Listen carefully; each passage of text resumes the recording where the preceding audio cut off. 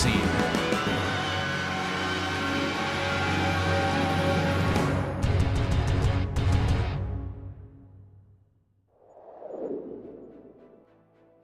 They say this circuit is the stuff of legends, and today, who will become a legend maker around these fabled turns? You look around at the Degners, the S's, you look over to Spoon, 130R. You've got, of course, the Astamo chicane at the end of the lap. This is a circuit of mastery, a pure driver's track, and pure drivers will look at what happened at Mugello 2 weeks ago and say, this is a wide open championship in the early rounds of this season, and anybody has got a shot of victory. Welcome to Suzuka here and the iRacing Grand Prix Tour here on the Global SimRacing Channel. My name's Jake Sperry. Along with me for the ride today is Alex Goldschmidt. Christian Deploy is in the director's chair and he's using cameras provided by Dougie Beard. But what to say about a circuit that has seen it all, done it all, and has written the book on what racing is? If you haven't been to Suzuka for any point in time to watch a race, one, what are you doing? Two, catch up. Here's a GSRC track guide. Welcome to Suzuka Circuit, perhaps most famous for its hosting of the Formula One Japanese Grand Prix for much of the event's history. This track sees all sorts of racing besides that. In fact, this place began as a test track for Honda, but later proved to be a driver and fan favorite for competitive motorsports as well. The full layout of the Grand Prix course steals the show, but there's actually 5 different versions that can be run on iRacing. With their lap lengths ranging from just over 2 kilometers to nearly 6 kilometers, plenty of different types of cars can suit the track. GT racing and lower-level open-wheelers are quite popular, but motorcycles are also a staple here. Some of the corners have become world-renowned over the years. The S's are often cited as one of the great tests of a driver's technical prowess. Then, of course, there's Degners 1 and 2, which provide very little runoff considering their fast and narrow entry. Later on, the long backstretch leads up to the notorious 130R, which is blindingly fast. The Casio Triangle offers one last chance at an overtake if you're brave, but has been the scene of many drivers clattering into one another over the years. F1 fans will be quick to cite the infamous coming together here between Senna and Prost. However, real-life visitors will find it's more than the racing that provides some viewing pleasures. The unique ways in which the Japanese fans celebrate their favorite cars and drivers certainly capture your attention. But it's no wonder they're such fanatics, because who wouldn't be with one of the world's greatest tracks right in your backyard? A legendary circuit in every state of the word, and well, Alex, it's not often that you find a figure-8 circuit in the world of racing, and this one may be one of the greatest circuits in the world. I mean, as you rightly said in your introduction, Jake, it needs no introduction whatsoever, but the only FIA Grade 1 listed track in modern-day motorsport opened back in September of 1962. 3.6 miles, 17 turns. I mean, it is a true classic. And obviously, when you look at moments in motorsport such as Formula One, like the clash between Prost and Senna at the chicane, then, of course, Fernando Alonso's round the outside at 130R at Suzuka against Michael Schumacher, of all people. But it is going to be a true test. High G forces, long straights, but also technicality, and that is one of the main things that these drivers are really going to have to do over the next 53 laps of this particular round of the IGP Tour. Yeah, and this is one of those rounds that over the 4 years this has been run, and this its 5th year, no driver has won this race twice. So that's going to be something in the mind of drivers as they go about and deal with this circuit. Let's talk championship, though, because it was a major blunder on the final lap from Eduardo Radiz. He could have been there with the perfect 2 for 2. Ultimately, he sits there on 33 points, going back to 6th. At Mugello, he's got a 6-point lead over James Byrne. Jeffrey Lawler finds himself in 3rd in the championship. Volta Lux is then in 4th position, and Jacob Reed 5th on the countback that he's got a 17th place to Sander Halgaru's 18th place at the season opener. They both have a 2nd place finish to their names. Emil Bernstorff was a non-starter and will be so again in 7th in the championship with Edward Apari RE, Leopold Staneros and Florian Kammeier making up the top 10 in the championship, each on 12 championship points. So that's how they have to battle in the championship in the early goings. But Alex, for those who don't understand what this series is and how it runs, why don't you give them a rundown? Well, this is round 3 of 24 for the iRacing Grand Prix Tour. It's the full 53 laps of the Suzuka circuit. So we are going full Grand Prix distance, open setups. And if your car smacks into the barriers hard at Suzuka, that's it. Game over. No spare car. You've got to repair whatever damage. Drive through at 17 incident points and then additional penalties at every further 8 incident points that our drivers may rack up during the 53 laps. Yeah, so that will be a case of 25, 33. It will continue on. Don't run off the circuit. You will get penalised to Kingdom Come out there. 20 drivers on the grid. It feels old school out there at the moment as the focus there of James Byrne, the #1 car in this field, driving around now through the Nipo corner and over towards Degner's 1 and 2 out there on circuit. His first of 2 attempts on a flying lap. Now, the second lap often is better than the first. It takes a lap to get the tyres into window, and they've got to be very careful when they get on the power for that second lap because they've got a track temperature today of 34 degrees. It's right in the sweet spot. Yeah, if it gets any higher than that, then they're going to have to worry about the degradation, especially if you've got the soft compound tyres on. James Byrne makes his way through Spoon Curve, and then it's going to be up the hill, down the back stretch, and heading towards the fearsome 130R. And most of the time, in a lot of cars, you will not lift going through 130R. James Byrne, 8th gear, not even a hint of a lift there from the #1 as he goes into the Estemo chicane, bumps over the curves through into the entry point and round the final corner. Let's see what the man with the #1 on his car does. Walter Lux goes in with the 32.38. James Byrne goes in straight away with the 130.115. Jeffrey Lawler now jumps up into second position on a 30.66. So that was a very, very good opening push lap. Look at that. Alex Hagland, a 28.6. So there are drivers who are looking around at it, and I'd argue 130 is a cool lap out there at the moment. Gabri Martinez then looking to make a push over towards the line. We've got a few of the drivers then as he goes to start his flying lap. A few of the drivers today have jumped over from Super Formula out there that have been running traditionally here in iRacing to get in. So look out for drivers like Gabri Martinez, who we see a lot on the Global SimRacing Channel. Andrew Petty is one of them. Sebastian Kernavonyaski, another one from the Netherlands. Those 3 drivers all jumping in, helping to keep this strength of field high as Sander Haugerud, the Norwegian, up to 3rd place. Yeah, it's another name that I recognise as well. Kostek Soloway down in 20th position, who's coming through into Sector 3 in his first lap. He's done a lot of Super Formula racing over the past few seasons, and he jumps up to P10 on a 132.243. But Leopold Steneras goes top, 128.428, with just 3.25 minutes left to go here in quali. Daenerys doing well. Volta goes quicker, and then James Byrne quicker than that. He breaks into the 27s with that attempt. Jeffrey Lawler up to 3rd. Eduardo Radice are on board with Gabri Martinez. Crosses the line for a 27.901. They tie on time. Radice to the 10,000th of a second. His fastest in qualifying at this moment. Martinez is on his first lap. You've also got Jacob Reed on his second qualifying lap out there at the moment. So can the 2-time champion find a way to jump up? Martinez crosses the line and does a decent time. Jacob Reed onto the 2nd row. Yeah, also, interestingly enough, I mean, Dennis Branch was just saying he was running on the medium compound tyres, and he at some point was running P7 as Tyler Noller gets it all clumsily through the opening part of the Estemo chicane. The number 14 out of the last corner will cross the line, 128.4.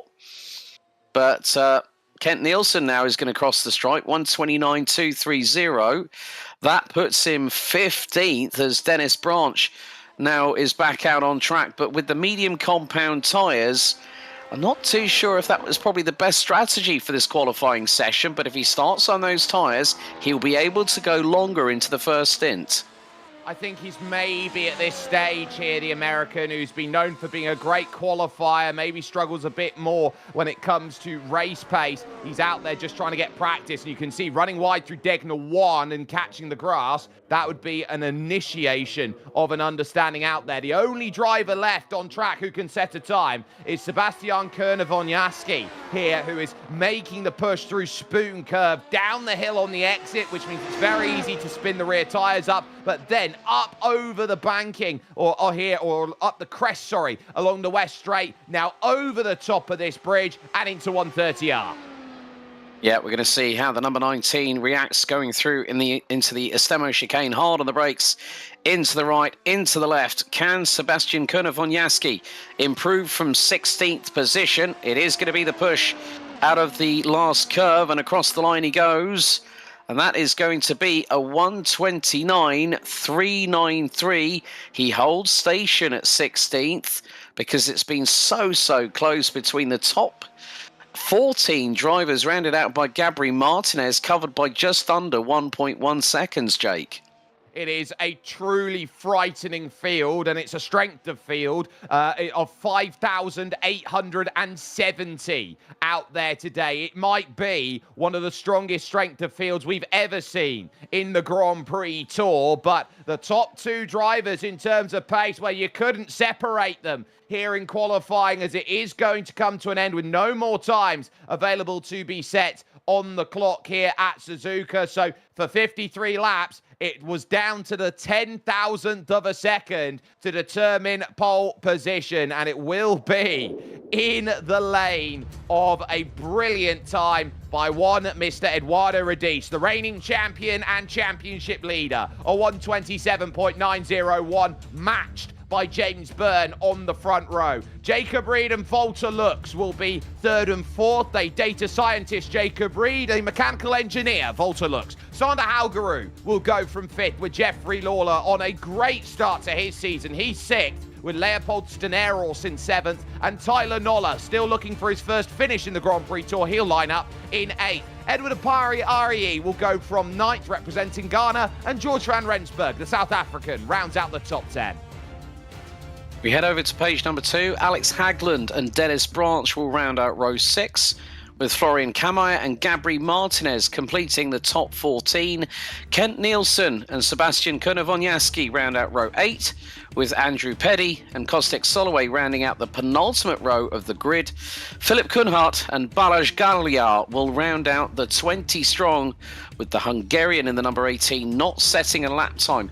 You said about the fact, Jake, that we've got no one that has won Suzuka here in the iRacing Grand Prix Tour, but we have got two previous winners last year, Eduardo Radice and Jacob Reed, back in 2023. So those two are definitely going to be hot to trot here in the Mie Prefecture of Japan.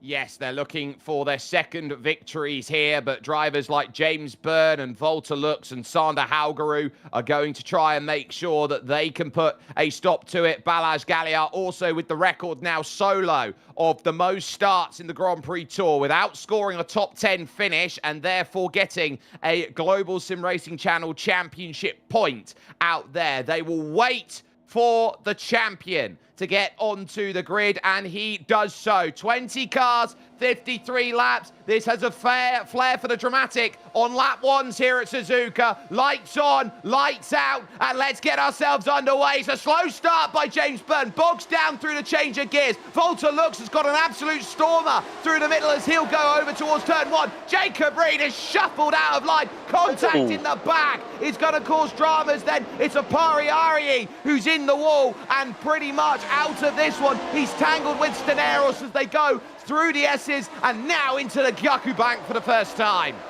Yeah, it was very, very close for James Byrne and Eduardo Radice. I mean, as you said, Byrne got a really, really bad launch off the line and managed to get the car going in the second phase of the start, but it's just what he did not need, as we've got drivers threading the eye of the limit going through into the two Degners as they head into the Nissan brake hairpin. But still, Steneras and Opariari. Unfortunately, that was not how they wanted, but it's nearly 3 wide coming out of the hairpin as they head towards 200R as the South African George Rensburg trying to get his elbows out. He's got Tyler Noller to his inside, and that is very, very close indeed. Rensburg runs wide as they come out of Spoon Curve and head down the west straightaway into 130R for the first time. But Eduardo Radice has got a lead over James Byrne of 1.2 seconds. And that's because he's on a soft tyre, so is Volta Lux. Everyone else started on the mediums. Hagland sneaks through. Now Dennis Branch gets through on George van Rensburg. So a tough opening lap out there, side by side through the chicane, as Jacob Reed looks to attack Jeffrey Lawler back. Jeffrey said 2 weeks ago he doesn't like Suzuka. It's not his style of circuit out there. He likes the more open circuits like the Monzas of the world. He finds those ones a lot better to drive with at the moment. And in comes George van Rensburg then to make a stop, and I would wonder here whether he's picked up damage to his front wing. That's why he's down in the pits. Yeah, as you said, lap 1 here at Suzuka always provide dramas, and when you think about it with Rensburg, that's a real big blow for the South African who qualified in 10th position. We've got a replay of the start coming up here. So yeah, as you can see, James Byrne getting absolutely mugged because he bogged down on the start-finish line. That's a big old hit, and Opariari, the man from Ghana, into the wall. Left front takes the pounding against the barriers on the outside of the first curve. But that's not exactly the nicest thing when you think you've got enough room and someone decides to chance it up the inside, makes the slightest bit of contact with the right rear, and around goes you. Yeah, and that there for George van Rensburg, he was on the inside sticking his nose into turn 1. You can turn as if no one's there, but if someone is, you're just going to invite the contact, and that's why he got the damage on the front left of his end plate. So a lot to deal with. Alex Hagland, though, who is in 8th place, he's up 3 off of the start. He's there with Tyler Noller. Noller's trying to stay with Haugerud and Reed and Lawler at the moment. 4th on back. This group currently sitting at this stage, and so you're trying to find that progress. No bevel on the wing. That indicates medium downforce. Hagland to the inside then, down the hill in towards turn number 1, but Noller just sticks the throttle in, waits a little bit longer to hit the brakes, uses the downforce and holds the position here now through the S's. Yeah, and when you consider the fact that with the medium downforce, it gives you that balance between top speed, acceleration, and also cornering. You know, they're pulling a lot of G's going through the Asura S curves and then heading into Nippo corner through after Gyaku Bank. But then it's got to be a case of, you can see here as we ride on board with the rear view camera with Tyler Noller absolutely taking a wallop of curve going through Degner 2, heading up towards the Nissan brake hairpin.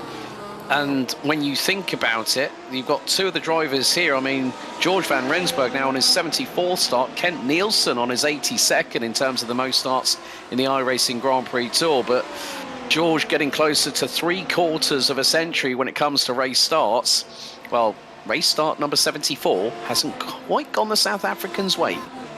Well, no, you've got to remember, George van Rensburg actually is the driver with the most retirements in Grand Prix Tour history on 18. So he has got about a 5th of his races end up in retirement at the moment, and he's hoping to try and buck that trend today. Jacob Reed trying to get up into 4th, but Jeffrey Lawler is having none of it. He's got very good drive, has the American, but this is where Jacob Reed can now start to make that pay as he uses the DRS system, gets straight down the inside. That will move him up into 4th, and he's got 3 seconds to chase down to Volta Lux. Through goes Alex Hagland. That puts him up to 7th, but if he didn't run wide at turn 1, he wouldn't have had too much of an issue there. He'll have to do the work all over again after that mistake through the first corner. Dennis Branch, Gabriel Martinez, Florian Kammeyer, they're all let into the train.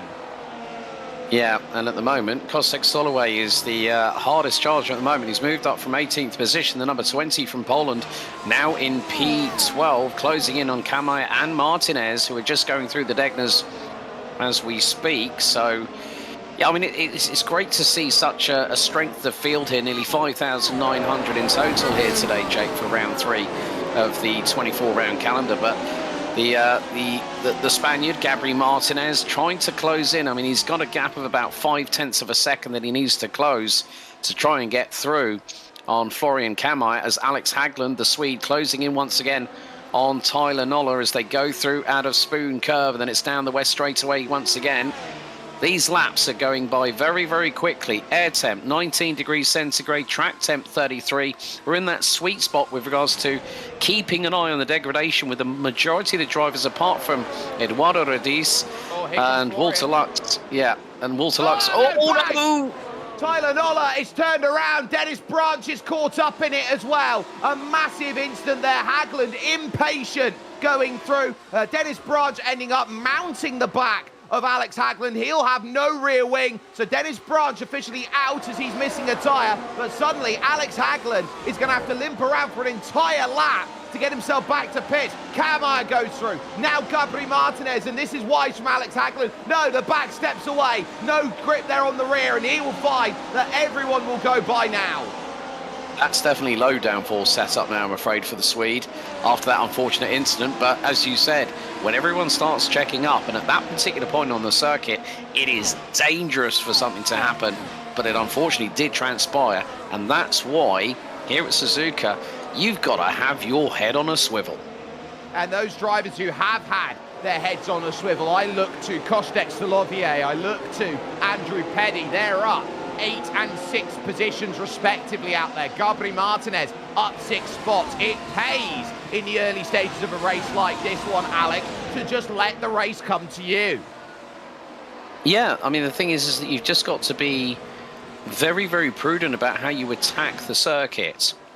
And also, more to the point, attack the opposition, because sometimes you can be between that rock and a hard place, but when it's 53 laps, you really want to get at least half distance before you can think, right, okay, how can I change my strategy to make it work for my betterment? But here comes Walter Lux to the inside of James Byrne at turn 1, and he's going to make it through by a whisker. That was a great lunge, late lunge by the Austrian.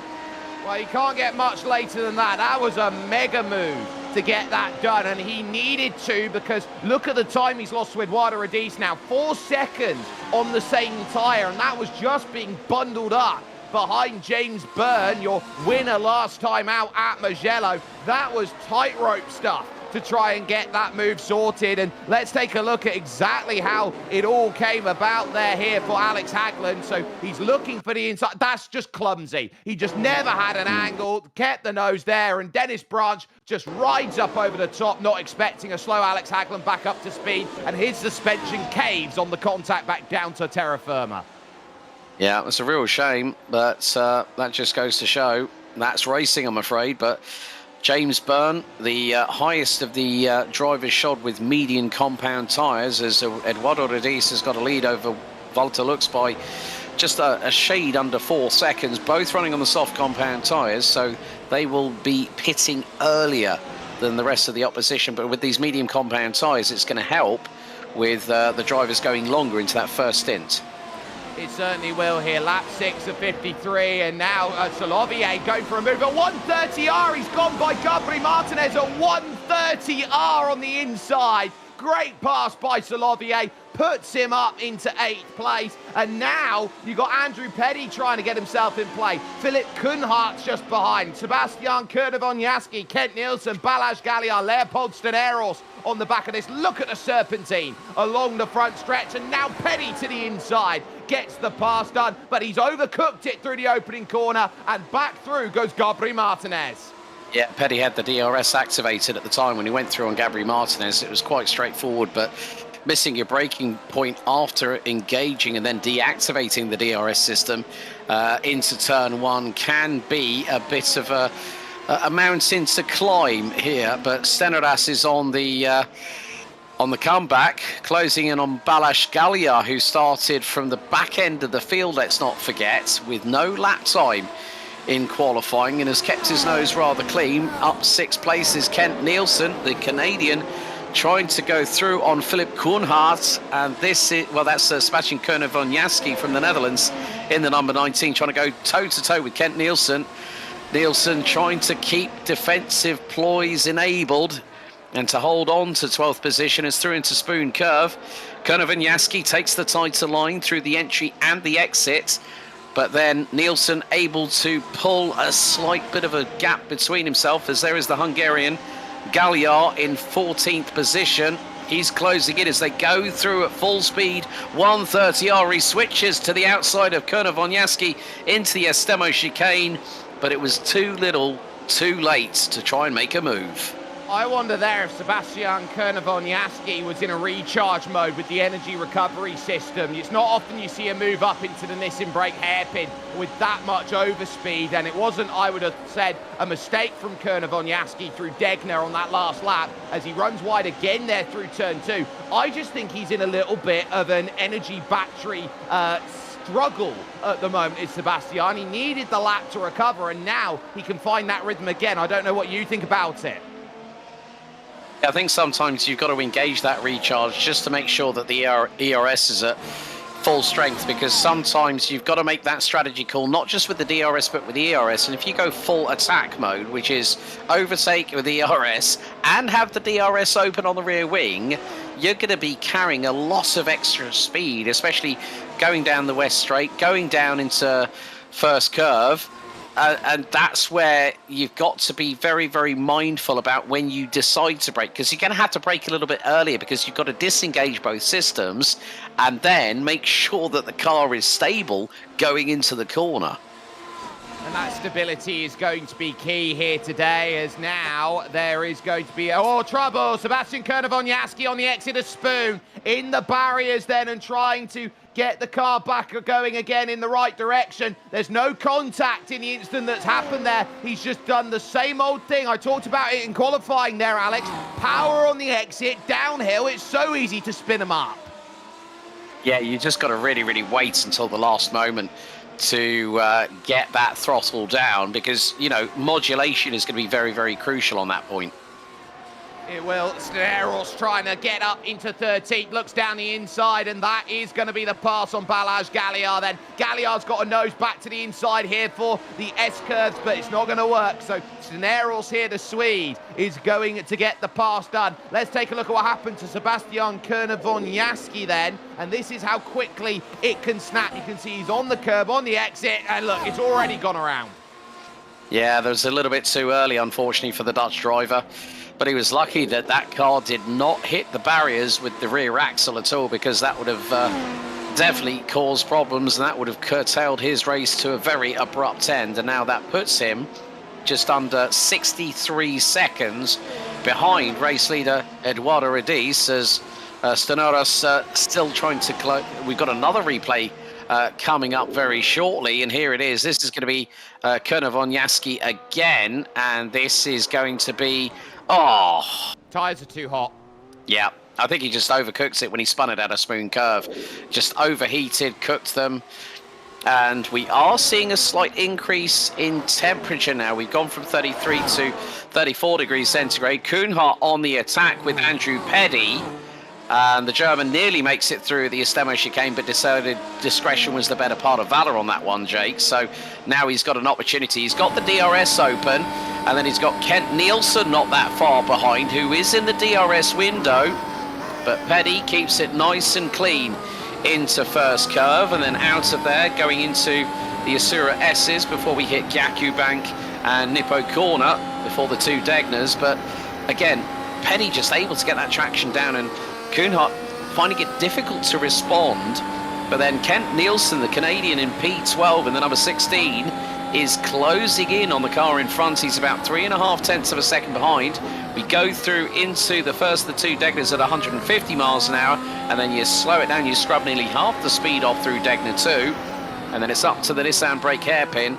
Just great to see these onboards on the Mercedes W13 performance cars here, the vehicles used on the iRacing GP Tour. And what you will note as well, as we take this wonderful spot right next to the exhaust out there, is that now Andrew Petty's realised he's got to get the hurry up. He's in 10th place right now, which is 1 championship point. Philip Koenhart, 6 starts. His best finish has been a 12th place in his career. He's looking for his first ever point, and right now he's on the cusp of it. Kent Nielsen has scored himself many points. He's in the top 10 for championship points in the Grand Prix Tour. The one thing he's missing to get the cycle sorted is a win, but Kent here looking for a big run and trying to get a pass. Nobody seems to have a better defense out there than Kent Nielsen. He is one of the toughest characters to pass on any good day. DRS covers everyone off though here onto lap 11. And I start wondering here, Alex,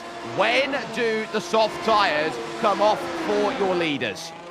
It depends on the track temperature. That's going to be the crucial thing. But Eduardo Redis in the number 2 car, he seems very, very comfortable. He's running in the 131.5s. So his lap times are incredibly consistent. Just breaks the timing being for Sector 2 at 25.6 and was slightly quicker than Walter Lux in second position in the number 4 car. But I don't think it's going to be that much longer. I think before lap 15 is maybe when the soft tyre shod cars will pit for the mediums, and that's going to be that's going to be quite crucial. We call this Gronk Strat out there compared to the driver in this championship from a couple seasons ago, Jordan Gronkowski. Sander Haugerud now to the outside of Jeffrey Lawler, gets the run to 130R, and Lawler has to yield then in terms of position, so that will create the change that puts the Norwegian back up into the top 5, and now we'll look to try and continue on his drive to get back to Jacob Reed, who's gone 5 seconds down the road by comparison. This is where, though, you can see Jeffrey Lawler attack back with a bout of DRS to the outside of turn 1. Now looking to try and go the long way around turn 2. Just doesn't quite have the grip there. Haugerud just covering off the defence and doing a great job at that. Yeah, that was a stern defensive strategy by the Norwegian. As we see picture in picture, Kent Nielsen now through on Philip Coulthard through first curve. So the Canadian now up into 11th position. So he's got about a 1.7 second disadvantage to Andrew Petty, who continues to round out your top 10. Kostek Soloway in the number 20. He has been motoring on, the man from Poland. Oh, that was beautiful on Philip Coulthard into Degner 1. That was brilliantly timed, but Kostek Soloway up 10 spots. He's P8, and he's only 1.8 seconds behind Florian Kamaya in the number 5 for P7. So Soloway has made the most ground so far, and like I said earlier, he is a super formula specialist around this circuit. Yeah, and you've got to remember, Solovier is making his first ever start in the Grand Prix Tour. He's up 10 spots, and Florian Kamaya is a 2-time winner in the Grand Prix Tour. So that shows you the level he's going at the moment. Galliard now on the back of Philip Coulthard, who's lost 2 places in a lap. That is pass of the day, by the way. Sceneros at Degner 1. I don't remember the last time I ever saw a car make an overtake at Degner 1. No, we've seen more of our fair share of dramas at Degner 1, haven't we, Jake? So it can be the case that when you're going into that right-hander at about 145 miles an hour, as Balazs Galliard trying to get through on Philip Coulthard. He's going to try and squeeze, trying to get through by the eye of the needle, but he's not going to make it through on the man in the number 15. But that was a great launch up the inside. We thought he might have had it done, but going through into the first curve, you'll put on the outside for the entrance into the Asura S's. Tyler Noller blinking about back there. He'll be a driver who'll definitely want to start jumping up. He's -7 for the day, and you can't get big gainers without big losers. Branch out, Hagland out, Sebastian Kernavonyaski out of the race, Apariari down 8, and George Van Rensburg down 6. Now, those 2 drivers who had that crash on lap 1 here, Alex, they're still not out of this race. They all both started on the mediums, and I reckon they can 3-stop this on soft tyres all the way to the end. That'd be a pretty brave strategy to pull, but don't count out George Van Rensburg, the South African. He's got about a 7.7 gap to Tyler Noller, who rounds out the top 15. But yeah, like you say, if they can 3-stop this, I mean, they're going to have to, you know, if they switch to mediums, if they've got plenty of soft tyres available, then yeah, just use them to oblivion and get as quick as you can around this circuit, because We've still got 39 laps left to go here at Suzuka, but look at the train here. Gabri Martinez under fire from Andrew Petty with DRS to the inside. Kent Nielsen 1 spot away from the top 10, and he's hunting Petty and Martinez down. You can just see how composed Kent Nielsen looks behind that steering wheel. Gabri running wide there at turn 2. That would have left a half chance, but Gabri's back onto the power. He can really get the car rocking here through the early S's, and I think it's down to the fact that Gabri's on a high downforce set. Everybody else around is on a medium downforce set at the moment, Alex. He is going to be, Gabri Martinez, a sitting duck on the straights. Yeah, you're very much right with that talk there, Jake, because Martinez with a higher downforce, that is going to really rip through the tyres, and I think we could find him to possibly be one of the earliest medium shod cars to pit in this race. But we're at lap 15. Radis and Lux are very comfortable. They could possibly, who's not to say, maybe even go as far as lap 20 into this race on those soft compound tyres, as Kent Nielsen full throttle through 130R. He's trying to look now to see if he can tee up a move on the Spaniard in front, Gabri Martinez, but doesn't get the run out to the Estemo chicane. You can see that Martinez got a good launch, got the traction down early. And here comes Steneras on Kent Nielsen. It's a DRS train behind the Spaniard into turn 1. The Canadian to the inside. He's going to make it work. He got through by a whisker. That was a beautiful move by the Canadian Kent Nielsen for P10.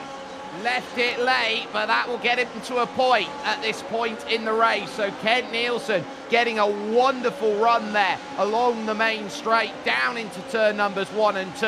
And there's not really much that Gabri Martinez could have done about that. He tried to hold with his downforce around the outside, but he just couldn't commit. Now he's got Steneros just behind, who will want to get involved as well. Up to the Nissan brake hairpin, and there's not much of a change there, as that was as close as I think you're going to get, because now you can start seeing where the power is going to make the difference, where the medium downforce package punches through the air a little bit better, gets to about 4-5 tenths of a second of a gap, and now you'll get another big dose of it again to run through. This is why this is one of the great testing circuits out there, because I don't know many circuits out there that test every facet of a driver's toolbox out there. You need a Swiss Army knife to be great around here. And now, here comes the chance from Leopold Steneros, straight around the outside.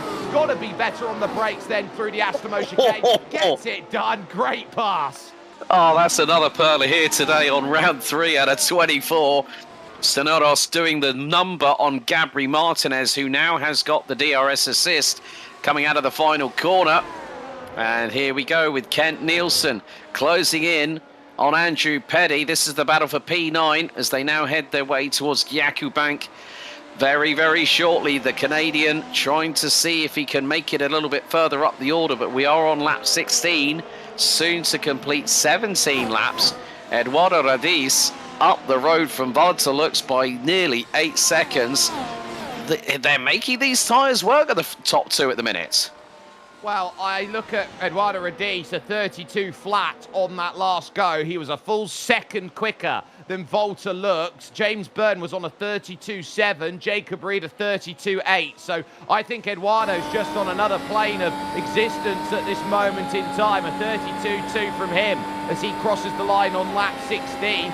Lux staying out longer as well, as he'll be thinking about his pit strategy and what he needs to do. And I reckon they could even make it to lap 20. I don't think it's a one-stop race for them, but what I think they might do is almost reverse stint what they need and put on the medium tyre for as little time as possible if they can keep getting good tyre life out of the softs, and it only gets easier as the fuel goes down. Actually, funny enough, in the YouTube chat had Sebastian Konovonyaski saying, never done a race in this car yet, clearly lacked the practice for this race, as it showed on lap 8 when I spun. So thank you, Sebastian, for telling us in the YouTube chat. Hopefully your next opportunity here on the iRacing Grand Prix Tour because after this, well, we go from one fearsome track to another, because next time out for round 4, we head to the Eifel region of Germany, to the Nürburgring of all places.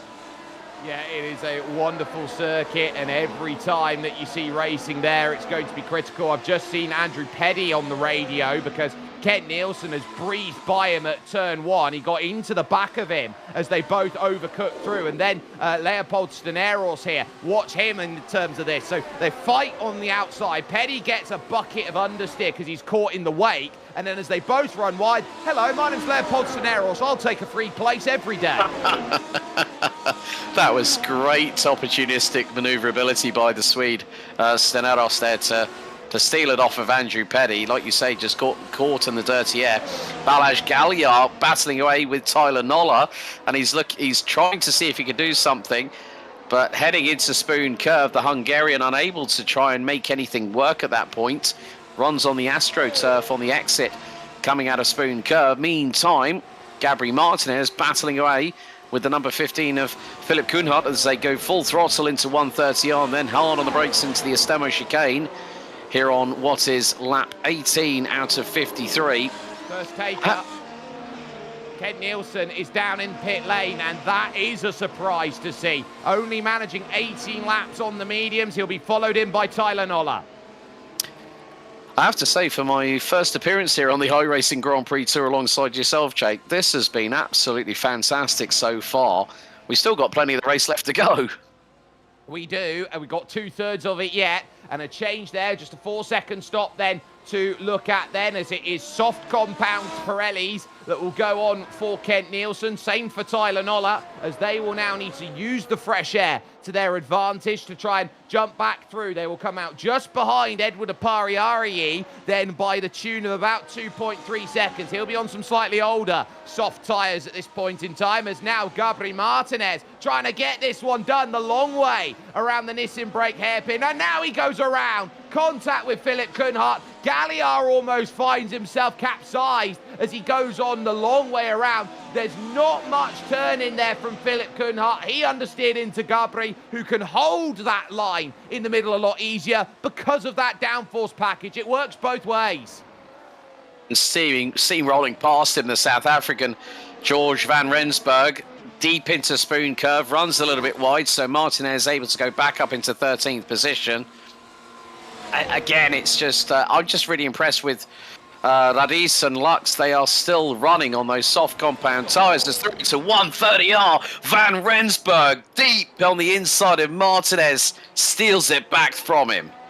Yeah, it looks like Philip Koenhart may have locked an inside front slightly there, and Gabri Martinez, who left enough racing room on the outside, that's not his fault. Being stuck there on the outside, he left the racing room, and Koenhart's outbroken himself, and on that note, in comes Philip Koenhart to make his stop, and that's something you don't really understand as he's missed his pit box, just how far downhill it is along this pit lane. I mean, the thing is now, it's going to be a change of the guard depending on when Radis and Lux decide to pit. I mean, then you look at all the other drivers from third, from James Byrne all the way down to Gabri Martinez. How about right now? Race leader down into pit lane. So he'll make his stop. He's done 19 laps, and he'll be followed immediately in by Volta Lux. So they will both pit at exactly the same time. This should see James Byrne down into pit lane then from third position. Top three have all come into pit. Jacob Reed is going to stay out. He's going to try and overcut and get his advantage later on. It's a long late box there from Eduardo Radis. He'll leave the pit, and he'll have his old battling championship rival from last season, the two-time champion, just in front. 3 championships between these two right now, split by 1.5 seconds. And both previous winners of this race, Eduardo Radis last year and then Jacob Reed back in 2023. So they're both gunning for becoming a 2-time race winner here at Suzuka. If Radis does the double, he'll be the first person to win 2 in a row here at Suzuka. But we know the fact that Jacob Reed has been calmly but coolly just been getting on with things. Kamaya and Galliard are now both in the pits. Kamaya has switched to softs. And wondering to see what Galliard's going to do. Yeah, also switches to soft. So we're seeing a little bit of a switch around here. Eduardo Radice, however, looks to have stuck with soft compound tyres. So as you rightly said, it looks like it's going to be a two-stop strategy from the Italian. He's on the faster compound. Look at the closing gap as they come down West Straight into 130R. 2.5 tenths separate them as we ride on board with Jacob Reed. Yeah, and the key's going to be that Eduardo Radice will have to go onto the medium tyre, but he'll probably be looking at maybe at best a 10-lap stint at the end of this race on the medium, so he'll get the best of the medium and it won't grain as much as, say, a soft tyre will. Now he can go full bore, use the overtake mode on the energy, and this is the pass down the inside, and there is not going to be much fight here from Jacob Reed. He knows he's on a different strategy, and officially also knows he is exactly one pit stop behind Eduardo Radice. In comes Solovier to make his stop. I wonder now whether Jacob Reed's trying a one-stop. He's trying to be a tyre whisperer in the vein of Sergio Perez back in his early days. It could happen. I mean, it just depends on how long you can run the medium Pirelli tyres around here at Suzuka. So I think Jacob Reed will be keeping one eye on the degradation, one eye on the track temp, because it's not gone any lower than 32 degrees. We're currently at 33 degrees centigrade, 91 degrees Fahrenheit for the track temp. So we're in that really good operational window. And yeah, I mean, if he tries another one stop or he pulls it off, that'll be a definite 3000 IQ strap. But it's going to be a tough one to pull off here at Suzuka here, Jake. Yeah, it is. Tyler Noller, by the way, now has the fastest lap of the race as he was good out of the pit. Solovier has come out just in front of Florian Kammeier. They're 9th and 10th at the moment. We still wait for three to pit right now, which is Jacob Reed, Andrew Petty, and Gabri Martinez. Everyone else has made at least one stop out there in this race at the moment, and so we still wait on those who need to, as Eduardo Radice quite rightfully wrestles back the fastest lap on a 129.6. Here is Andrew Petty right now, who's currently in 5th position, but for how much longer, with the looming threat behind of fresh tyres on the number 11 Norwegian Sander Haugerud. Yeah, oh, bit of a wobble there coming out of the chicane, and straight away Petty into the pits after 22 laps. Oi, oi, oi. How on earth has he been able to keep that away from a drive-through penalty for speeding? He had that so crossed up, it was like watching an octopus in a blender. Yeah, that's one way of putting it there, Jake. But, I mean, the thing was, he was sideways coming out of the Estemo chicane. And the big thing was, if he'd have had a tank slapper in the pit lane, I think that would have been less than 4 wheels on that wagon. Yes, and so that's the panic that you've got. You're trying to go down the hill onto the braking zone, down the pit lane, and so it's very easy for the car to just snap away from you when you put a bit more extra force to try and get the car to slow down. That's the panic that you will always be looking at out there at the moment, and that's why you have to note, every time you go around in this race, you never get the same Suzuka twice. It's one of those. As wide goes Jacob Reed. He'll have to cut the final chicane. He'll serve the slowdown penalty to go with. Now, that's just an indication of a bit of tyre management that he had to deal with. He hit the brakes and he just didn't get anything back for it. As Solovier now fighting hard with Gabri Martinez. Martinez losing out, and that's a spin for Jeffrey Lawler in front. He'll lose all those places. Oh, and Soloway's now up 12 spots from 18th on the grid. He's now running P6, but Jeffrey Lawler. Oh, Gabri and Kammeier. Wow, that you don't often see into 130R. Gabri Martinez and Florian Kammeier, they're absolutely going at it hammer and tongs against each other, and that was a late defense. You could argue too late of a defense there from Gabri Martinez. Lawler on his own doing the Sebastian Koerner-Woniarski, just losing it on the exit there of Spoon, but just like that, keep an eye here on how you defend into 130R, because they don't have lights, they've got no way of understanding where a car is moving, and the closing speed between high and medium downforce for Gabri Martinez showing late, and it looks like he's swiped across. Yeah, also the big thing is that Florian Kammeyer got a side drive courtesy of Jeffrey Lawler going down the West Straight, so the speed was even more amplified going through into 130R, and it was just a shame. And yeah, like you say, Gabri Martinez had to make a split-second reaction, and it went in the wrong direction, and Kammeyer had nowhere to go. Kameyer's a very experienced driver, and he'll also have Christoph Klinkmann helping him out, his spotter out there. It looks like he's got away without any real damage. There's a little bit of front right end plate that's buffed in a little bit for Florian Kammeyer, so he's got to deal with that. As now here will come Jeffrey Lawler along the main West Straight, looking for this chance, and behind that is Kent Nielsen. He'll dive down the inside of 130R. Wide will have to go Gabri Martinez, so that's a position change just after the pit stops. I think he's getting a little bit chipper, Alex. Yeah, he's definitely got the fire in the belly at the moment here, Jake. But there is Steneros not too far behind. He's closing in as Kammeyer pits after 4 laps on the soft compound tyres. So that's for a front wing. Yeah, so that's a real shame for the German. But I think it was just something's got to give on that incident between him and Gabri Martinez into 130R. We've got another replay coming in here, so we're going to see it from the helicam shot. So there is Jeffrey Lawler on the left, and watch the closing rates of speed. Kammeyer tries to look to the inside. Martinez closes him up, and Kammeyer was so lucky that it was not worse, that it ended up being with just a front wing replacement.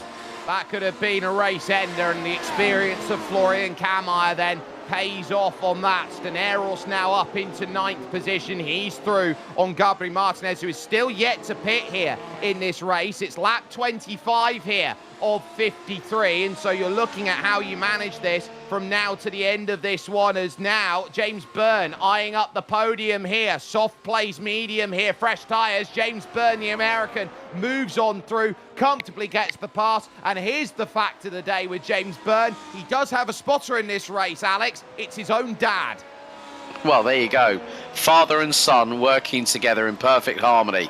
So let's see if the number one can start to close that gap. It's 4 seconds between him and Jacob Reed in the number 3 car, whereas Eduardo Rediz has a 12.7 second advantage after the opening set of pit stops. But Jacob Reed, I mean, if Eduardo Rediz can make the soft tyres last 19 to 20 laps, then you can bet your bottom dollar that Jacob Reed is also more than capable enough to do so.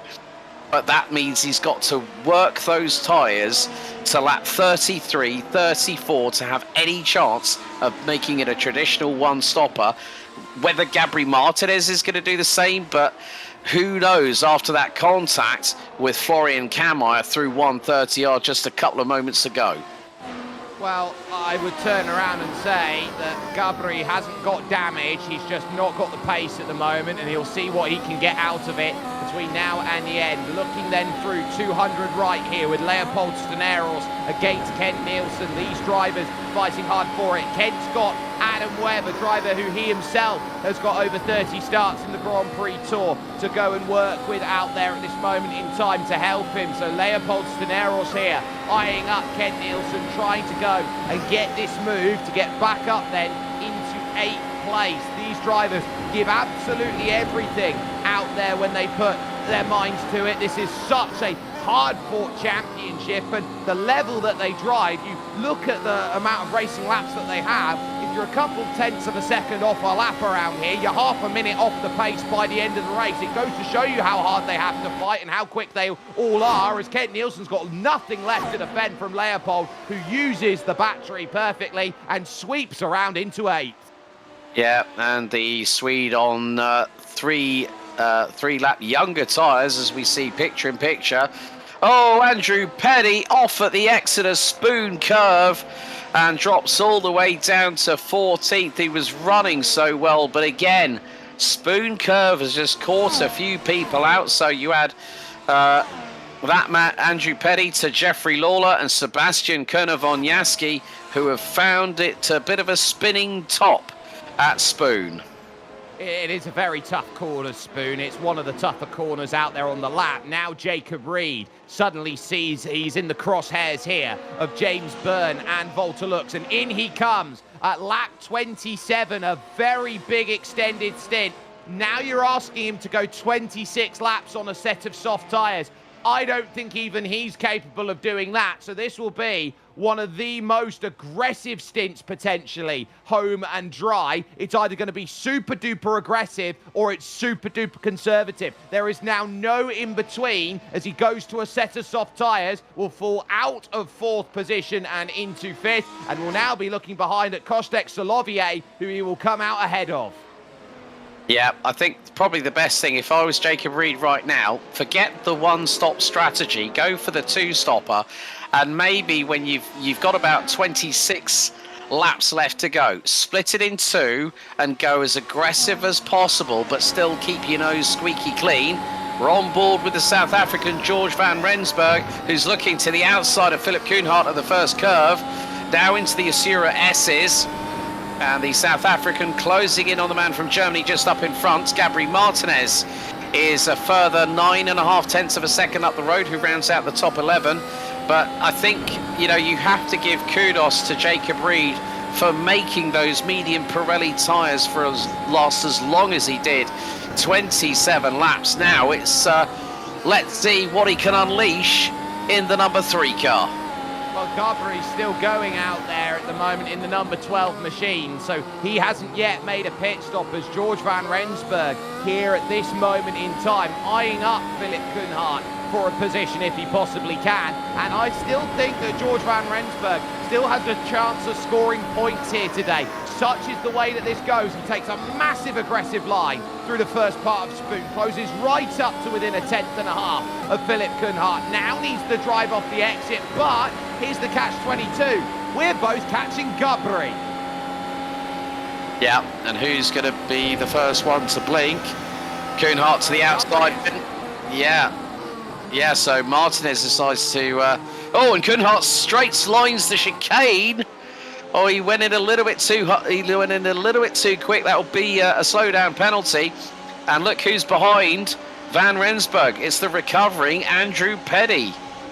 And there goes George van Rensburg through. Andrew Petty is there and trying to deal with it. Now, how tactically can it be served? Koenhart has served the penalty now through turn 2, and now he'll be looking around thinking, you know what? Now I've got the lead here of this group of 4. I've got to do everything I can to break away. George van Rensburg taking a wider line through the Yaku bank, which translates to the reverse bank corner, through the Nippo left and over towards the Degners. How good's the drive? Gabry's got no speed. Andrew Petty to the inside at Degner. Gets the pass done. A second time we've seen it in this race. They're like London buses. Wakey, wakey, Gabri Martinez, rise and shine here at Suzuka, because Andrew Petty, we saw one overtake at Degner 1. Now Andrew Petty has delivered moment number 2 of round 3 here, Jake. Incredible foresight and gumption just to think, well, I've got nothing to lose. I'm down in 14th position. Let's have a crack at it. Let's have a go. And now Philip Koenhart realising he's still in that career best of 11th, and it could be back to a career equaling 12th if George van Rensburg has his way here to 130R, lining up the Astramo chicane, late to the inside. Does he get enough on the turn in? No, he has to wait. He gets stood up, and so too stood up there is Andrew Petty, and George van Rensburg then, as he exits the final corner, he's got no front wing again. Oh dear, and we welcome into the chat Togo Hisada of all people, a regular here on GSRC. Welcome in, Togo, good to have you with us. It's very early in the morning in Japan. But yeah, drama for Van Rensburg. That is going, he's straight on. That is understeered like the plague.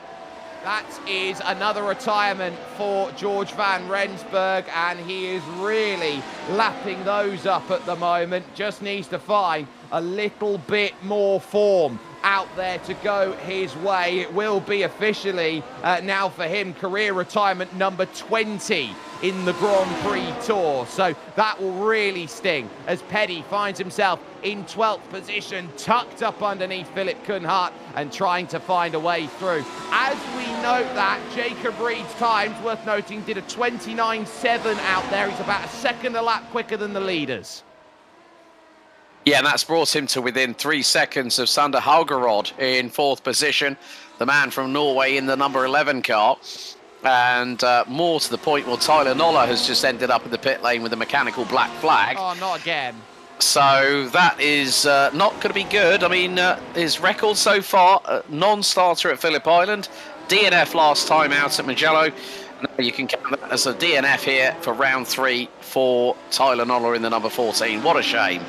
Yeah, he's never finished a Grand Prix Tour race, and he will do so in dramatic fashion again here as he's found damage finally after 30 laps. Gabriel Martinez pits as Andrew Petty trying to go around the outside to get into the top 10 against Philip Koenhart. He's got the angle now for the S's here. This is a brilliant attempt between these two drivers, and the move cleared by Andrew Petty through 3 and 4. What a pass of tenacity to get that done. Let's take a look at this replay here. I think this will be what happened to Tyler Noller out there through Spoon, through the left-hander. Is it again dropping it on the exit, and he's just run wide. He's caught the AstroTurf on the outside, and that car will snap quicker than anything. The car demolishes. Yeah, 3 wheels on the wagon, I'm afraid. The right side absolutely obliterated at high speed.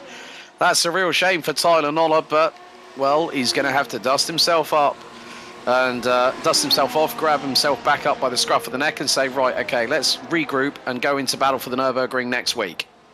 Yeah, that looks like the way it's going to have to be. Jacob Reed is closing down Sander Haugerud. These two fighting each other at the moment for 5th in the championship. They're tied on points. They're tiebreaker, 17th versus 18th at the moment. So Jacob Reed would love to jump back up into 4th position. Haugerud in his debut season has been a revelation. He's been very, very quick. He reminds me of how James Byrne was last season, just consistent, up there, scoring points, gaining opportunities, and it will be a case of looking at a driver like Sander Haugerud out there, Alex, and saying in time he will challenge for victories if he keeps on at this current rate of knots. I think it's always, every single race here in the iRacing Grand Prix Tour is always a learning experience, and when you now have the very aggressive Jacob Reed, who took 2.1 seconds out of Haugerod, to the inside he goes, and that is going to be the move for 4th position by the number 3. Did a 129.732, 32 thousandths off of his fastest lap of the race so far. So let's look at the lap times here, Jake. 30.9 for Radis, Byrne 31.5, Lux 31.76, having just crossed the line, and Jacob Reed, well, he's got a lot of time to make up. 37.5 seconds with 22 laps to go. Let's see if he gets into the 29s again here on this lap. Yeah, no, 130.489 because he had to get through on Haugerod, so would have caught a bit of dirty air, a bit of understeer as well, but he is the man that is on a mission right now. He's charging forward, but he's got to close that gap quickly. We've lost a quarter of this field already in this race. We are down to just 15 runners out there at this point. There have been a few occasions in the iRacing Grand Prix Tour where we have had less than 10 runners at the end of the race. I think the last time that we had that was over at Long Beach in 2025, sorry. So that was the last time that we saw drivers where there were less than 10 finishers, and I will correct myself again, it was 2024, I was right the first time. But really it is a very tough race that we've seen right now from drivers trying to be aggressive, and this is what you see as there's another wiggle there from Jeffrey Lawler. It's the tracks you know that lull you into a false sense of security. Especially here at Suzuka, you know, you might have gone round here for thousands of laps in a variety of different machinery, but it's when you get into something as high speed and as, you know, a big amount of downforce that you will get, whether it be medium or high speed downforce, that you decide. So that is an early stop on those medium tyres. And so he will now switch to a soft tyre, go 20 laps to go and end this race. So as we focus with Steneros and the likes then of Jeffrey Lawler and Kostek Solovier. Oh, it's a huge missed box from Volta Lux. He's missed that one by a mile. And so now as he exits pit lane, he's going to be in the clutches of Solovier if he's not careful. Coming down the main straight they are now. That is a huge mistake. And Volta Lux, a driver who knows all too well in this series here, Alex, how to finish in, guess where? 4th place. It's his favourite place to finish in the iRacing Grand Prix Tour. And if he's currently on the rate that he's at, it'll be the 15th time he'll finish just off the podium. Oh dear, I mean, this Austrian doesn't see, you know, he's got a good run of consistency, but, you know, that kind of mistake, and that cost him big time. That cost him over nearly 5 seconds in pit lane just by the misjudgment. And that is also another location where you can get caught out. If you miss your pit box, well, you've got to reverse, or you've got to move forward, and that's all on you. And with the high level of the standard of field here today, those mistakes can come when you least expect them. As Kostek Soloway has Jeffrey Lawler to the inside, and the number 13 mugs off the number 20 from Poland heading into Spoon Curve, and this time Lawler gets it right coming out of Spoon Curve. But look, we've got Steneros not that far behind, who is nearly at the same place where he qualified. He qualified P7. He tumbled towards the bottom of the field, but he's made some great overtakes as the Swede in the number 7. But he's now going to be in the DRS train. But now him and Steneros and Soloway that have both pitted. So the Polish driver in the number 20 showing good account. Biggest mover so far today. 12 spots gained before Jeffrey Lawler mugged him. Well, the reason why was he caught a wiggle coming off the Nissan brake hairpin, just a little too eager on the power, so he had to come in because the tyres were starting to hit their limit of grip. Steneros will still come out behind. Through will go Philip Kunhardt. Through goes Balazs Galliard, and just behind them, EOA, Edward Apariari there, the Ghanaian, looking to chase back. So these drivers now are starting to sit themselves up and say, look, we are going to be in this race, and every single time you come in and make a stop, we're waiting on you to get in one last time. And the last thing you want when you come out the pits is, there's your leader, by the way, Eduardo Radice at 21 seconds clear at the front of this pack. The last thing you want is traffic when you leave the pits. In comes James Byrne from second. Right, okay, this will be an opportunity here for Jacob Reed to be up into second position. And effectively, that puts him 35 seconds behind Eduardo Radice, who is just comfortably getting on with the business at hand and is on lap 16 of his current stint. He pitted on lap 20, so he still has another 4 laps to go if he decides to chance it that long, and then it's going to be a short run on the medium compound Pirellis for the Italian in the number 2. But he's definitely doing exactly what he needs to. He got the launch off the start. He hasn't really had that much worry to look over his shoulder because everyone is battling over the scraps here at Suzuka, Jake. It's an impressive performance from the number 2 from Italy. I also note that Volta Lux lost about 4 seconds in the lane. He's currently 4 seconds behind James Byrne as out of the pits comes Jeffrey Lawler, and in comes the race leader, Eduardo Radice, for his final stop. He shouldn't give up the race lead here to Jacob Reed with his transit lane time that he'll go through. Reed is only heading his way right now through Spoon and up along the West Straight here. So Eduardo Radice will go to his final pit box out there. Will also pivot the line to try and get as much of a drive out of the exit as he can. And look at him, he's already gone off and away. He'll be on a medium tyre to the end of this race. 18 laps to bring that car home. Jacob Reed will know he's 11 seconds down, and Eduardo Radice has got that and then some. Solovier down the inside then of Balazs Galliard, who's looking for his first points in the Tour. They will duel through 200 right. Inside favours at the moment for the Hungarian, but for the pole, it's a case of a battle of the block, as that is Solovier who holds his ground and takes the place. Yep, and then instantly gets the traction coming out of Spoon Curve. And look who's on the back of Galliard. Steneros to the inside down the West Straight. Will the Swede make the move on the Hungarian? No, thinks discretion is the better part of valor heading into 130R. So we'll wait for his opportunity. And at the moment, well, Eduardo Radiz exiting pit lane has a 10.5 second advantage over Jacob Reed, but a misstep there by Galliard, who now goes into pit lane. He's not the only one, because so has Philip Kuhnhardt and Galliard, along with Steneros, I believe. As well, Steneros has been in the pits 2 laps ago, so he's on fresh, soft Pirelli rubber. But Jacob Reed, can he do what he needs to? Because he's got to think of how long, if I'm so aggressive on these soft compound Pirellis, do I have until I have to make another stop? Because he's not going to make it for over 20 plus laps on these soft compound Pirellis. I wouldn't write him off so quickly, as he's only going to be looking, I would say, at about 8 seconds. And saying that, has Eduardo Radiz just had a moment? He's had a half spin through the Aston chicane. This race is not over yet. Radiz has made a mistake. Oh, it was all going so well for the Italian, but now the man from the UK, winner back in 2023. We're going to have a look at the replay here. So Radiz through out of 130R into the Estemo chicane, hard on the brakes, turns it in. Oh, and he bumps over the curbs, and that is really going to hurt the tyres, because he was locking up the brakes frantically on the right side, and they will be hurting those medium compound Pirellis.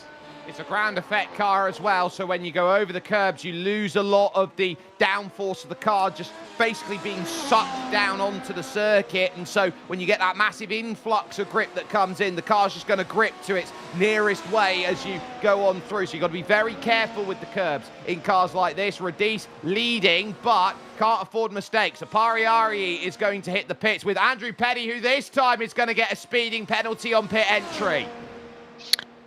Oh dear, and that is going to hurt him like nobody's business, because, yeah, he would have thought, yeah, I should be able to stop it in time. But we're going to see Andrew Petty carrying a lot of... Oh, I don't think he even... He might have just dabbled the brakes, but that was way too hot. He locks up, and then he's really found out, damn, didn't hit the brakes in time. Should have actually started braking when he came out of the corner on the entry into pit lane. But there we see Eduardo Radiz through into first curve. Here's Jacob Reed down the start-finish straight. He's on 11 laps now, make that 12. And we've still got 16 to go. I think if Jacob Reed keeps that consistency on the lap times, but if Eduardo Radiz makes another mistake, then he might be falling quickly into the clutches of Jacob Reed, because that gap was 10 seconds when Radiz exited pit lane 2 laps ago. James Byrne on the soft compound tyres, only 3 laps on them on the soft Pirellis. He's about 5.7 seconds behind Jacob Reed, so I think we've got a little bit of a barn burner waiting to internally combust here. Right, let's just set this scene. Jacob Reed on that last lap was 1.8 seconds slower than James Byrne. He is hunting hand over fist. The gap between Byrne and Radiz is currently 15 seconds when they cross the line with 16 laps to go. And get this, James Byrne was 1 second quicker on that last lap. So he's closing in at a rate that at this moment in time is good enough, as into the pits comes Florian Kammeier for the final time. Yep, after 14 laps on the soft compound Pirellis, here comes James Byrne through into 130R at full speed. So, and his fastest lap of the race was exactly half a second to the decimal point quicker than the man in front of him. The gap has now come down to about 4.4 seconds. Got a replay picture-in-picture. Eduardo Pariari through into the Estemo chicane. Oh, loses the back end coming out of it. And that was your race leader just running through and seeing that in front. So there's always a little bit of trepidation out there as you try and run on through. And that was just about avoided then to the best of capability. Another half a second from James Byrne, locked off of Eduardo Radiz. Gap now down to 4 seconds to Jacob Reed, who surely can't hold on to this margin between now and the end of this race. He'll have to pit for another set of soft tyres and hope that he can find his way back to probably what he's looking at right now is a podium at best. And this is a Jacob Reed that has gone out there and has won 27 times in the Grand Prix Tour, over 67 starts. He's not someone who settles for third out there in races. He's only ever finished third on 3 occasions.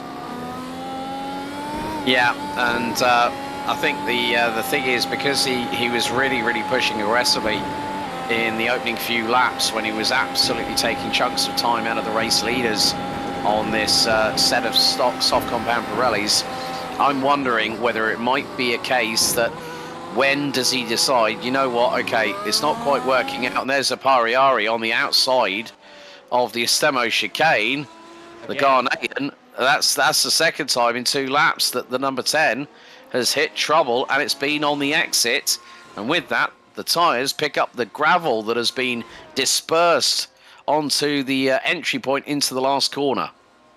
I think this is the sort of scenario right now for Edward Apariari. He'll be just very grateful that he can finish this race as far as it currently stands. He's 14th at the moment. Then again, just trying to fight in the low grip. And when you're in that low grip scenario, as you're going through the low speed, you do lose the grip because downforce helps you actually stick into the corner. It's one of those where you turn around and go, why did you crash? I wasn't driving fast enough. Yeah. But in the meantime, James Byrne's last lap, a 29.8. Jacob Reed, 1.4 seconds slower. So that gap is coming down. It's now down to 2.2 seconds. I think there is that air of inevitability with regards to Jacob Reed, and to the point of how soon does he decide to pit, because those soft Pirellis on his Mercedes are now falling off of the proverbial cliff as they go through into 130R. We ride on board with the man from the USA through 130R into the Estemo chicane. And does Jacob Reed decide to dive into pit lane? No, he's going to go a little bit longer, but I think it's going to be the case of that'll be all she wrote here, Jake, because that was the 31.2 from Reed, 30.1 from Burns, so 1.1 seconds is the differential. And that gap is quickly wittering away, not in favour of the man in second. No, the man from Worcestershire in England is going to find out that James Byrne is on an absolute tear at this point in time, and he is not going to wait around. He has proven that over a debut season he was lightning fast, got a couple victories to his name. Now in his sophomore season he's going to be challenging for title honours in this championship, and he'll need every result that he can get his hands on. Hits the brakes through the Nissan brake hairpin, now looking for that drive to get within 1 second. That will activate the rear wing open, which is the drag reduction system. It will give you a huge boost along the straights if you can get there. 1.3, not going to be there close enough at the moment. Down to 1.1, down to 1 second, and teetering over the top of it, but again not quite enough to go and get the run of what is needed yet. But he'll be looking at this drive through here at 130R to say, now I can set it up. Yeah, and it could be a case of what does Jacob Reed have to do? Well, he's got to put his elbows out right here, right now, as the gap goes under a second through the final corner. And more to the point, well, that gap is not going to be close enough for James Byrne to close on in. I think probably within the next couple of laps, the way things are going, because as soon as James Byrne goes into that dirty air that is being punched through by Jacob Reed, there might be a little bit of front-end instability, and the car wanting to more than likely oversteer than turn properly through the corners. It's about how Jacob Byrne sizes up the situation and makes the appropriate response. Yep, so Jacob Reed's going to have to look at this one from behind, from in front, and realise that James Byrne is going to just bide his time, wait for the opportunity, and look for the risk-averse pass with 12 laps to go here at Suzuka. You look at this move and you think, okay, how am I going to manage this one? How am I going to comfortably dispatch of this place as Gabriel Martinez falls out then of the points with a pass from Philip Koenhart. Bird sitting himself perfectly in line, waiting for this chance. Gets a little light though on the steering, has to correct it slightly. And so now this is where you've got to use the power. Are you going to get alongside quick enough? Knows the answer because the battery is being used. Now you see the rain light flashing, indicating harvesting here from Jacob Reed. He's covered it now, but does he cover it here for the next section? This is what you've got. This is what we call double DRS out there. One straight, one braking zone, and then you've got another batch to go and get it through. It's a supercharged overtake to the outside, tyre to tyre into turn one, and that is a lovely pass by James Byrne into second place. It's only a matter of time there, Jake, and he got the job done, but now the race is starting to get closer and closer to its inevitable conclusion here out of round 3 from 24, because Eduardo Rodis, despite that moment where we thought that things had gone a little bit awry, well, the Italian has recovered, and his lead now is 14.5 seconds. And Jacob Reed is going to find those tyres at 16 laps old. They are really going to need changing very, very soon indeed. Yeah, he'll be thinking about it, and he'll also be thinking about how much time is he losing to Volta Lux. It was 6/10 on that last lap. This was the pass for Philip Koenhart, by the way, to get him into 10th place. He's never scored a point in the Grand Prix Tour through 6 starts as Philip Koenhart. He gets the pass done on the inside, and right now he's got 1 championship point to his name. A driver who's only a couple seconds down the road, who's got the most starts without a point, Balázs Galliar in 12th. If he gets by Martinez, he'll be up into 11th place. And Balázs will be thinking, how many times am I going to finish 11th before I can go and get a point scored? Yeah, also, I'm keeping an eye on the gap here between P6 and P7 at the moment, Jake. Jeffrey Lawler versus Kostek Soloway in the number 20, who's up from 18th on the grid when we went green 43 laps ago. And the man from Poland now is about 2.2 seconds adrift, but he's got a hard-charging Swede behind him. Enter the fray, Leopold Stineros. Yeah, the Swede has had second place finishes in the Grand Prix Tour before. He is a force to be reckoned with when he gets it all working the way he wants to, and now finding himself there. Look at the outside of this circuit, the gravel deposited there on the outside. Very tough, very shallow line as well there from Solovier. You don't see that too often, that line that goes to the inside. You often see drivers taking that outside line, trying to save the tyre, put less rotation into it. It's quicker in the short term to take the line Solovier has done, but long term, you'll burn your tyres more. Yeah, and it's just the case, I mean, he's on, well, Stineros and Soloway covered each other off in the last pit stop 10 laps ago. So they've got to make the meet on these soft compound Pirellis last up until the checkered flag. And in terms of lap times, they're pretty equal. Mid 31.2s from Soloway, Stineros mid 131.1s. But this is the closest battle out on track at the moment.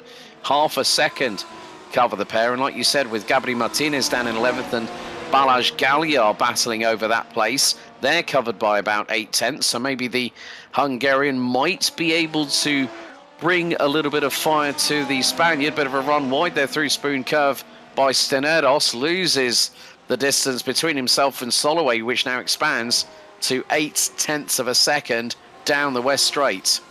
I tell you what here, Alex, this must be one of the most exciting races I've ever seen, where the top 6 are in exactly their starting grid position. But we've also had, I mean, the thing is that the hardest charger is the man we're seeing at the moment for a brief second, Kostek Soloway, up 11 places, qualified down in 18th. And he has had a pretty good iRacing Grand Prix Tour debut here at Suzuka. But look at Galliar closing in on Martinez, through into 130 air. Where is the Hungarian going to go? He's going to go towards the outside of the Estemo chicane on Martinez. But at that point, well, it was a close but no cigar there for the Hungarian in the number 18, who didn't even set a lap in qualifying. So still, he's going to dive to the inside. Martinez, big old DRS activation by the Hungarian. and through he goes like Martinez was standing still at that point. I believe Fernando Alonso, another Spaniard, once said GP2 engine with similar closing speed differences out there. Gabri Martinez will look at that and go, well, there's nothing I can do. I just chose the wrong car setup out there because everyone, and I mean everyone, went medium downforce except him. Well, still, despite the fact he qualified 14th on a high downforce setup, he's up 2 positions. So in some ways he could probably say, yeah, it could have been better. But think of it this way, Gabri, it could have been a hell of a lot worse. It very much could have been, and so for the moment, Gabri Martinez knows that he is now in 12th place. He is on the leading lap still for the time being because Eduardo Rodis is soon to try and put that lap on at this stage. Steneros, though, with DRS is looking to try and close in. 31.5 plays 31.6. He's stuck in that dirty air effect at the moment from Soloviev. When you're about 6-7 tenths of a second away, it's one of the toughest things in the world to break that down into half a second, into 4 tenths, 3 tenths of a second, because you need to be almost 3/4 of a second quicker to just punch through that sort of air at the moment. That's the difficult factor of this race right now. Also with the fact that they've both been running on their soft compound Pirellis for 12 laps here, Jake, it's getting to... mistake!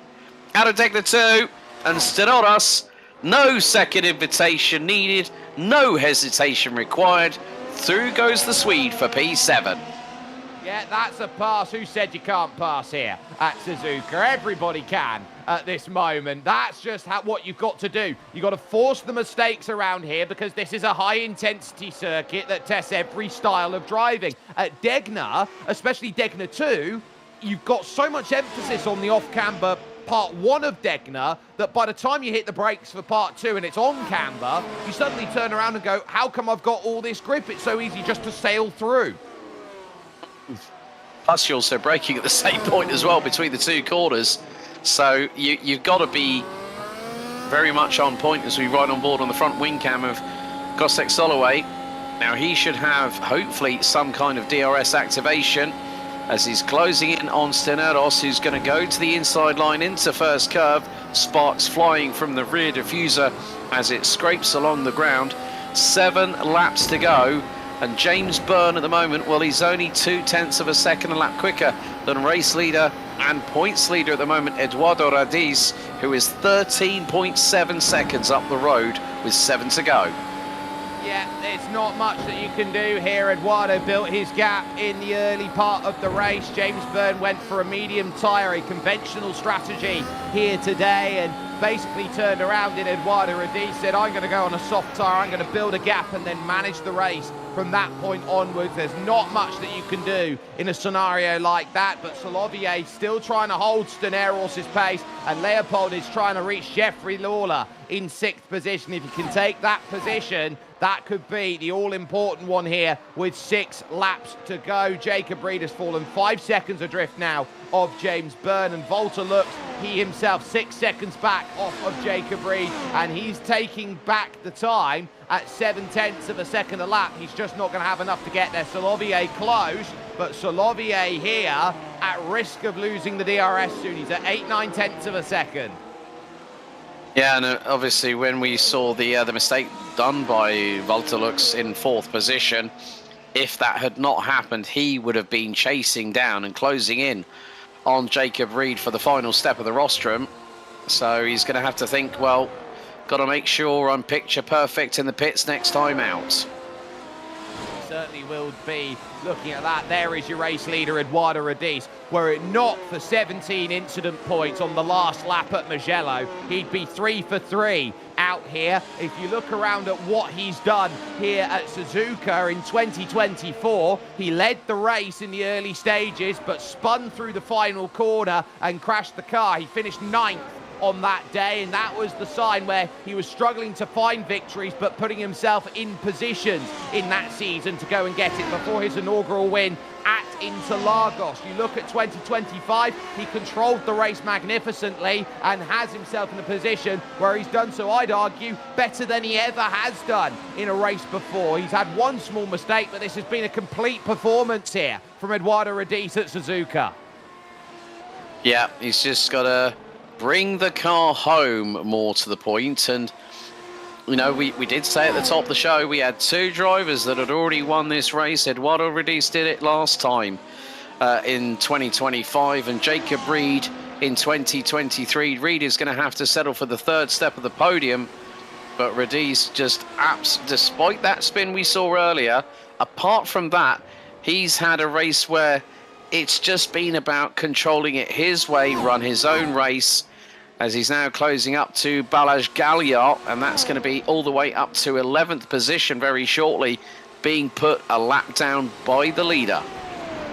Yeah, so Balázs Gallagher in 11th place. He's got 4 seconds to chase his first point, but Philip Koenhart, also chasing his first point out there, realises that he's got that margin safe at this point. 5 laps to go, will now tick to 4 laps to go as Eduardo Radice starts lap 50 of this race. And I tell you what, it looks a very fun graphic here with our tyre compounds there. Everyone's on a soft except Eduardo Radice. He's stuck his neck up above the parapet and he's realised, hey, everyone, it's safe. It's not, though, for Jeffrey Lawler here, as it is 6th and 7th, the battle that it is out there at this stage. Leopold Steneiros wants the pass. Yeah, and he's on a set of soft Pirelli tyres that are 1 lap older than the man in front. Lawler, having been bitten by Spoon Curve once already in the race, is just making sure that he nails that apex exit on cue without running wide and spinning up the right rear tyre and sending the car around. But the thing is that with regards to Steneiros not being that far behind, once these two engage properly and have a bit of a hammer and tongs battle, it will allow the pole in 8th position, not that far behind, Kostek Soloway, 1.4 seconds adrift, as here comes Steneiros, not having the run of speed into the first curve. And it's great to hear the engine note from the exhaust on this shot from the 1.6 litre V6 turbo engine from the Mercedes W13 as we ride through into Gyaku Bank, and then very shortly it's going to be the case of heading through into the Degners after Nippo Corner. Yeah, so Jeffrey Lawler holding himself steady here in this battle for 6th and 7th positions. Also keep an eye on what's going on for 3rd and 4th, because Jacob Reed is being reeled in at this moment in time, and he'll be concerned on his tyres that if they are going to start screaming and they're going to tap out, he's got no margin to Volta Lux in 4th position. You've got Lawler holding himself well here against Steneiros. Steneiros is close, but close doesn't quite cut it here through Spoon. They will start looking, and really I think late in this race Leopold is going to need to find that one firecracker of a chance that he's going to go and get through and get that pass. At the moment he's nowhere near close enough to really capitalise on it.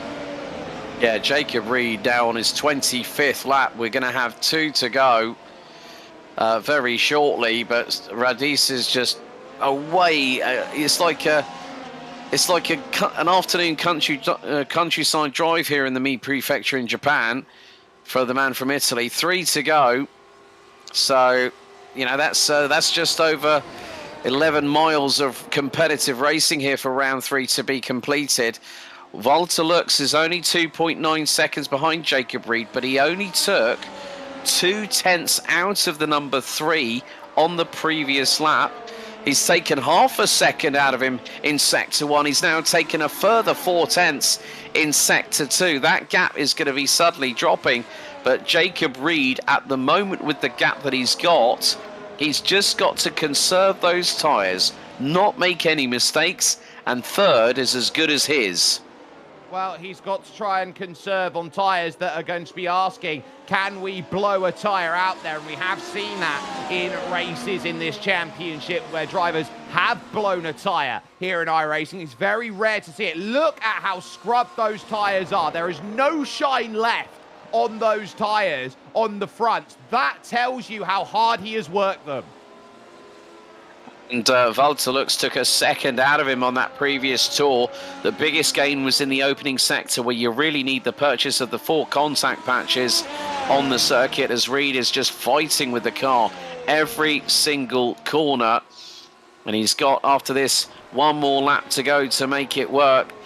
He might be calm and composed when the car is around the circuit, but you can bet that he is paddling like the clappers underneath the water that is showing the mirage right about now.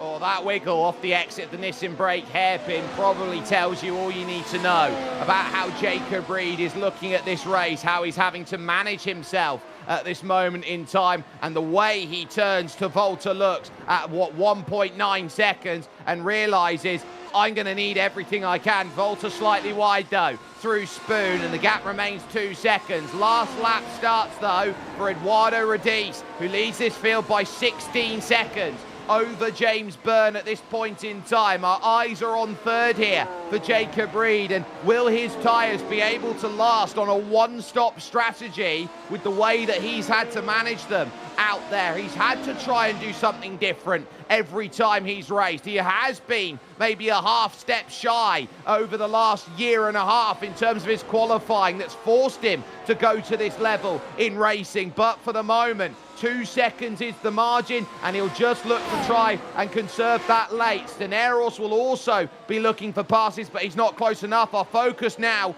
to Eduardo Radice, who on his 14th pole position here today, and he got that one by less than 1,000th of a second. It must be added at this point in time. He has driven like a consummate professional. Yes, there's been one mistake out there, but even with a half spin that cost him 4 seconds, he's still over 15 seconds clear of the rest of this field. He started 2026 as there goes Solovier trying to get back here at Leopold Steneros around the outside to get this move. It's not going to work. It has been the most magical start to this season. It's elegant from Eduardo Radice, simply sublime at Suzuka. A simply wonderful victory by his margin out there. He will look back at James Byrne, who's only now coming through as Philip Koenhart scores his first ever point in the Grand Prix Tour. James Byrne is going to come to the line a good second. And for Jacob Reed, as he will hold off Walter Lux, a milestone, Alex, career podium number 50 for Jacob Reed. With the tyre whisperer making it work with a one-stop strategy, finishing just 6/10 ahead of Walter Lux across the line. And then we wait for the rest of our runners and riders. Sander Haugerod, the Norwegian, who qualified in P5 very shortly, will cross the line. But the hardest charger of the day, Kostek Soloway in 8th position. There comes Haugerod across the line. Then we wait for Jeffrey Lawler, who's a further 17 seconds back. But he's had to fight with Leopold Steneros, the Swede in the number 7 car. It is going to be about 3 seconds. There's Lawler to take P6 across the line. Steneros will follow suit, as will Soloway, who on his debut at one point was 12 places to the good. He was running as high as P6. But Kent Nielsen comes across the line to take 9th, the Canadian in the number 16. And what a moment here for Philip Koenhart. Finally, the man in the number 15 will shortly cross the line. He has. And he has taken his point. So well done to Philip Koenhart, rounding out your top 10. And it was so close, but not close enough for Balázs Gálya in 11th. The Hungarian didn't put a lap time in quali, but he still made up 9 spots.